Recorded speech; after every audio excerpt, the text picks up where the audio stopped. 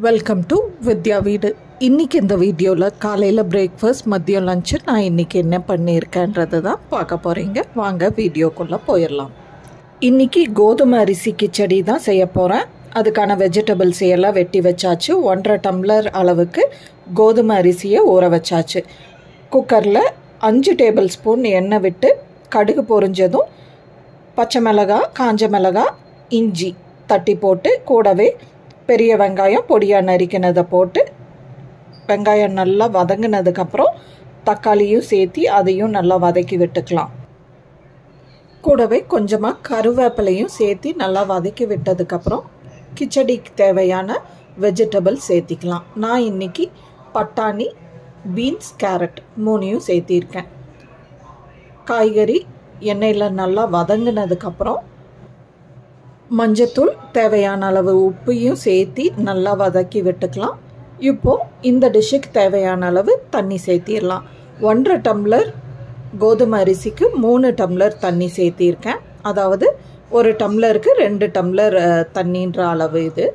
தண்ணி நல்லா கொதித்து வந்ததுக்கப்புறம் கழுவி வச்ச கோதுமை அரிசியை இதில் சேர்த்து நல்லா கலந்து விட்டு உப்பு கரெக்டாக இருக்கான்னு செக் பண்ணிக்கலாம். இந்த ஸ்டேஜில் இப்போது குக்கர் லிட் போட்டு விசில் போட்டுடலாம். இது 2 விசில் வந்தால் போதும்.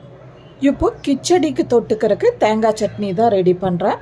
அதுக்கு ஒரு மூடி அளவுக்கு தேங்காய், கூடவே 2 பச்சை மிளகாய், 10 முந்திரி, இதோட தேவையான அளவு உப்பையும் சேர்த்து ஒரு 2 டேபிள் ஸ்பூன் அளவுக்கு பொட்டுக்கடலையும் சேர்த்திக்கலாம். இது கூடவே தேங்காய் தண்ணியையும் சேர்த்திக்கலாம். அதாவது தேங்காய் உடைக்கும் போது வரும் இல்லைங்களா, அந்த தண்ணியையும் சேர்த்து குறைன்னு அரைச்சி எடுத்துக்கிட்டேன். இப்போது குக்கர் 3 விசில் விட்டு ஆஃப் பண்ணியாச்சு. கேஸ் ரிலீஸ் ஆகிறக்குள்ளே நம்ம இன்றைக்கி தேவையான ஸ்நாக்ஸை ரெடி பண்ணிடுறேன். அப்படியே தேங்காய் சட்னிக்கான தாளிப்பையும் பண்ணிடலாம்.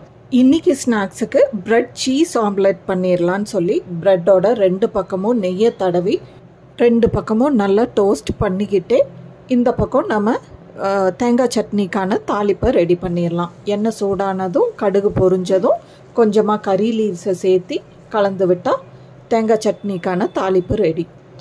இப்போது இந்த ப்ரெட் ஆம்லெட்டுக்கு ப்ரெட் நல்லா டோஸ்ட் ஆனதுக்கப்புறம் சீஸ் ஒன்று எடுத்து அது மேலே வச்சு நல்லா கரெக்டாக ப்ளேஸ் பண்ணி அதை ஒரு ஓரமாக தள்ளி வச்சிடலாம்.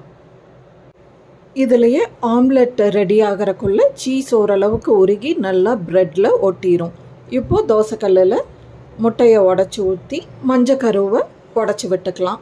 இப்போது தேவையான அளவு பெப்பர், உப்பு, கொஞ்சமாக டேஸ்ட்டுக்கு சர்க்கரையும் சேர்த்திக்கிறேன். சேர்த்தினதுக்கப்புறம் ப்ரெட்டோட 2 பக்கமும் முட்டை ஆகிற மாதிரி நல்லா தொடச்சி எடுத்துக்கலாம். இப்போது சீஸ் இருக்கிற பக்கம் முட்டையில் ஃபேஸ் பண்ணுற மாதிரி போட்டு 2 பக்கமும் நல்லா டோஸ்ட் பண்ணி எடுத்தால் ப்ரெட் சீஸ் ஆம்லெட் ரெடி. இப்போது தேங்காய் சட்னியில் தாளிப்பு போட்டு கலந்து வச்சாச்சு. அடுத்ததாக குக்கர் கேஸ் ரிலீஸ் ஆகிடுச்சு. அது ஓப்பன் பண்ணி கலந்து விட்டு லஞ்சு பேக் பண்ணிடுறேன்.